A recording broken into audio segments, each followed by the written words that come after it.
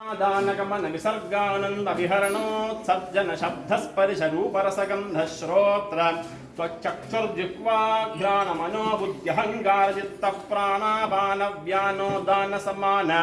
नागकूर्मकर देवदत्त धनंजय इडा पिंगला सुषुम्ना गांधारी हप्तजिह्वा यशस्विनी पूषा हविप्रद पद पदार्थ पद्य गद्य प्रबंध बौद्ध वैशेषिक नैयायिक मीमांसक भारत भागवत वात्स्यायन भाट प्राभाकर मन्वाभ्यष्टादश धर्म स्मृति विहित बहुविध कल्प पुराण वेदांत धर्मशास्त्र समयशास्त्र नीतिशास्त्र न्यायशास्त्र ज्योतिशास्त्र श्री वैखानस भगवशास्त्रादि सर्वशास्त्र